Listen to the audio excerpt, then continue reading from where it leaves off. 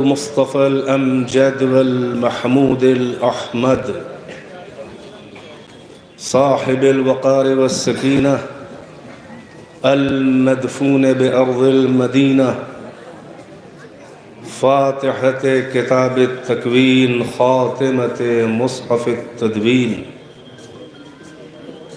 سيدنا ومولانا وحبيب قلوبنا وطبيب نفوسنا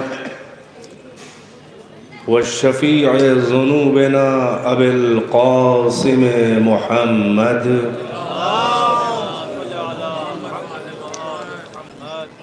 ثم الصلاة والسلام على أخيه ووصيه ووزيره وخليفته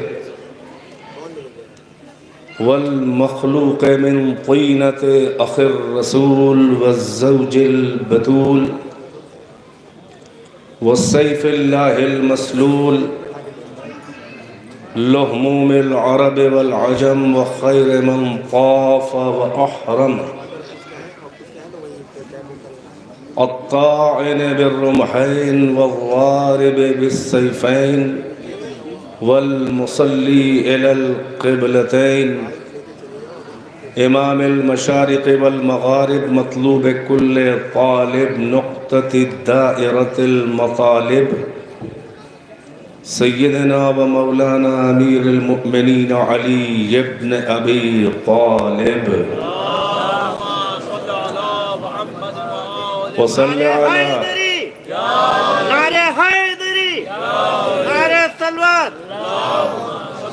وصل على الصديقة الطاهرة آية الله الكبرى فاطمة الزهراء سيدة نساء العالمين وصل على الإمامين الهمامين النورين النيرين الشمسين القمرين الكوكبين الأسعدين سيدي الشباب أهل الجنة ابن فاتح بدر وحنين الحسن والحسين جیسے پہلے پڑھی تھی صلوات اس پر بھی پڑھ دیتے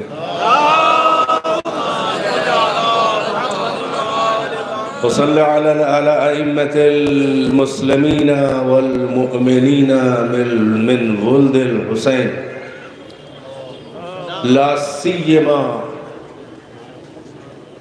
على الحجة الثاني عشر الإمام المنتظر سيدنا ومولانا صاحب العصر والزمان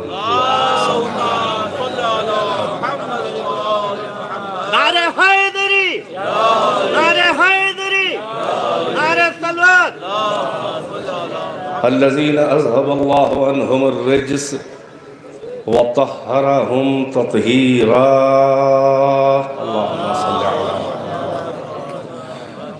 واللعنة الدائمة الباقية على أعدائهم وقتلتهم وغاصبي حقوقهم ومنكري فضائلهم والشاكين فيهم والمنحرفين عنهم الذين اشتروا الضلالة بالهدى فما ربحت تجارتهم وما كانوا مهتدين أما بعد فقد قال الله تبارك وتعالى في القرآن الحكيم بسم الله الرحمن الرحيم بقية الله خير لكم إن كنتم مؤمنين صلوات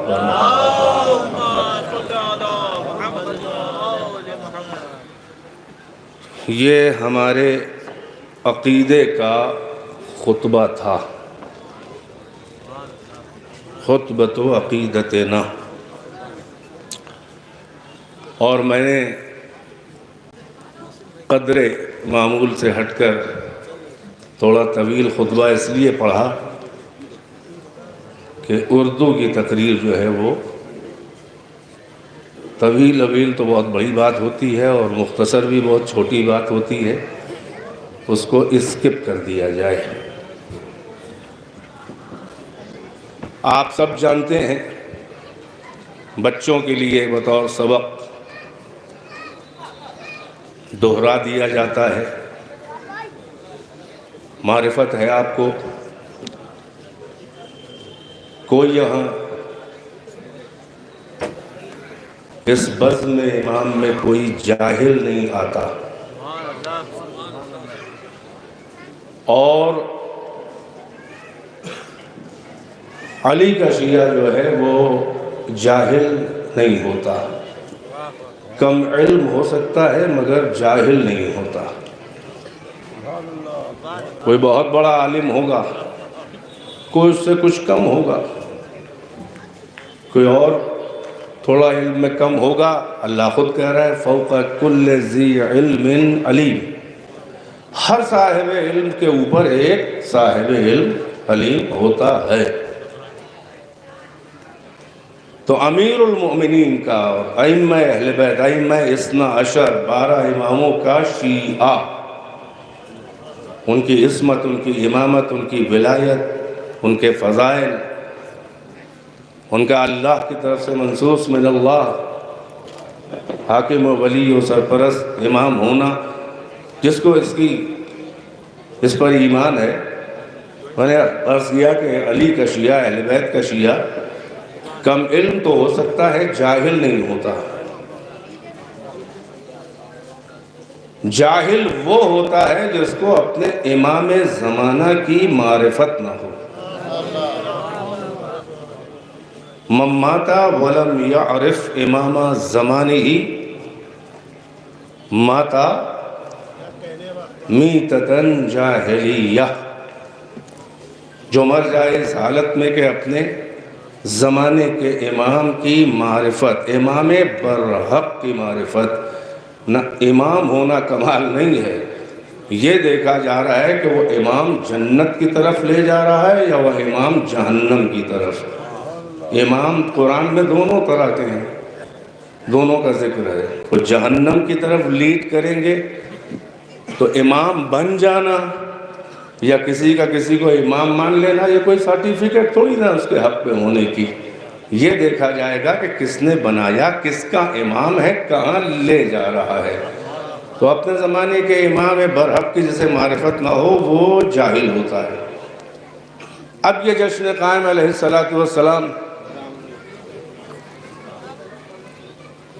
ظاہر ہے کہ ہم ان کی ولادت پر بھی ایمان رکھتے ہیں اور ان کی غیبت صغریٰ اور غیبت طولانی پر بھی۔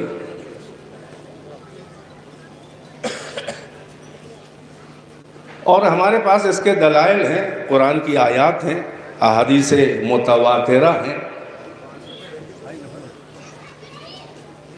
تو جیسا کہ میں نے عرض کیا کہ میں تقریر نہیں کروں گا، بس بچوں کو بتا دوں کہ 255 ہجری میں آپ کے امام کی ولادت ہوئی۔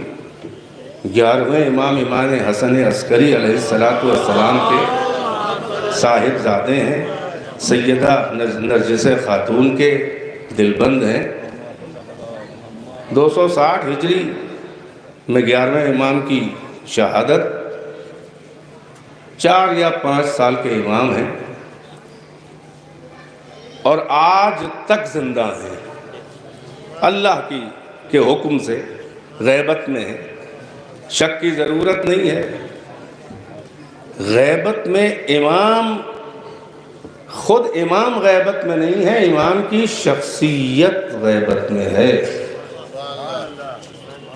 عین ممکن ہے کہ ہم نے 20 بار انہیں دیکھا ہو، لیکن دیکھتے وقت ہم یہ نہیں سمجھ رہے تھے کہ یہی ہمارا سرپرست آقا مولا امام ہے۔ شخص غیبت میں نہیں ہے، شخصیت غیبت میں ہے۔ تو پچھلی امتوں میں بھی غیبتیں ہوئیں، اس امت میں بھی کوئی حیرت کی بات نہیں ہے۔ اللہ نے انہیں بچا کے رکھا ہے۔ جو میں نے آیت پڑھی کہ بقیت اللہ خیر لکم ان کنتم مؤمنین، اللہ کا بقیہ، اللہ نے جو بچا کے رکھا ہے وہ تمہارے لیے اچھا ہے، بہتر ہے اگر تم مومن ہو۔ تو سوال یہ ہے کہ کسے اللہ نے بچا کے رکھا ہے؟ دو ہی کو فی الحال ہم نے دیکھا کہ جس کے لیے احادیث بھی ہیں، روایات بھی ہیں، اور آخری زمانے کے لیے کتب فریقین میں ہے۔ ایک نبیوں کا ہے جو آخری سے پہلے والا ہے، اور ایک اماموں کا ہے جو آخری ہے۔ دو کو بچا کے رکھا ہے، ایک امام ہوگا، ایک ماموم ہوگا، ایک مریم کا لال ہے، ایک زہرا کا لال ہے۔ دونوں کا ہمیں انتظار ہے۔ بس ہم کو فخر یہ ہے کہ ہمارا امام وہ ہے جو عیسیٰ روح اللہ کا بھی امام ہے۔ تمہارے کارخانے میں کوئی ایسا امام ہو تو لے آؤ۔ بہرحال ہو گئی تقریر۔ شعراء بہترین بلبلانے ہزار داستانے چمنستانے مدح و منقبت و ثنائے اہل بیت اپنی نغمہ سرائیاں اور نغمہ سنجیوں سے آپ کی سماعت اور آپ کے ذوق نغمگی اور موسیقیت کو بیدار کرنے کے لیے اپنے مضراب ہنر سے آپ کے تارہائے دلہائے عقیدت کو چھیڑ کر ولایت اور غیبت کے وہ ترانے سنانے والے ہیں کہ جن سے آپ ایسا مدہوش ہونے والے ہیں کہ اور زیادہ آپ ہوش میں آ جائیں گے انشاءاللہ۔ تو میں حائل نہیں ہونا چاہتا، میں نے یہ ٹرینڈ شروع کیا تھا کہ آدھے گھنٹے کی تقریر کر دی جائے عقیدہ مہدویت پر، دلائل قطعیہ اور براہین محکمہ سے، آیات قرآنی اور احادیث متواترہ سے، بچوں کو کچھ ان کے رزق روحانی کی رسد، اور عصر غیبت میں جو حوادث کے تھپیڑے، جو زلزلے امام کی معرفت اور ان کے پر ایمان کی راہ میں جو روڑے ہیں، جو پائے ثبات کو لرزاں کرنے کے لیے جو آندھیاں الہات کی اور منافقت کی چل رہی ہیں، تاکہ بچے کچھ سنیں اور ان کے ذہن میں کچھ معرفت قرآنی بیٹھے، اور اس معرفت کے سائے میں اس کو فریم ورک اور پیمانہ بنا کے شعراء کے کلام کو سماعت فرمائیں۔ اب اگر لوگ جو ہیں وہ ظاہر ہے کہ ان کو پیمانہ نہیں چاہیے، ان کو کوئی فریم آف ورک نہیں چاہیے، تو وہ جانے، ان کا امام جانے۔ میں اپنی تقریر ختم کر رہا ہوں۔ میں نے تقریر کی ہی نہیں ہے اسی لیے کہ تاخیر ہو چکی ہے، کہیں مجھے ڈر ہے کہ میرے آدھا گھنٹے 35 منٹ سے کسی کی نماز فجر نہ قضا ہو جائے اور باہر سے آئے ہوئے بڑے بڑے شعراء بیچارے بیٹھے نہ رہ جائیں، لہٰذا میں درمیان سے ہٹ رہا ہوں۔ آپ کی خدمت میں فرزدقان وقت اور دعبلان زمانہ تشریف لا رہے ہیں، لا چکے ہیں۔ آپ انشاءاللہ معرفت کے ساتھ سنیں اور ایسا با معرفت پاکیزہ اور نورانی ماحول بنائیں کہ جیسے لگے کہ ہم کسی مردہ پیر کے ماننے والے نہیں ہیں، بلکہ زندہ امام کے ماننے والے ہیں جو ہمیں دیکھ رہا ہے، ہر قول، ہر فعل، ہر عمل، ہر حرکت، ہر سکنت اس کی سرپرستی میں انجام پا رہی ہے۔ ایسا عمل، ایسی مدحت، ایسی دعات، ایسا ماحول ہو کہ امام اس کو ویریفائی کریں اور قبول فرما لیں انشاءاللہ، تاکہ ہم ان کے انصار میں شمار فرمائیں، ہم کو بھی اپنی نوکری کا امام شرف دیں، اللہ ان کے ظہور میں تعجیل فرمائے اور آپ سب کو امام کے انصار میں شمار فرمائے۔ طالب دعائے خیر ہوں۔ والسلام علیکم ورحمۃ اللہ وبرکاتہ۔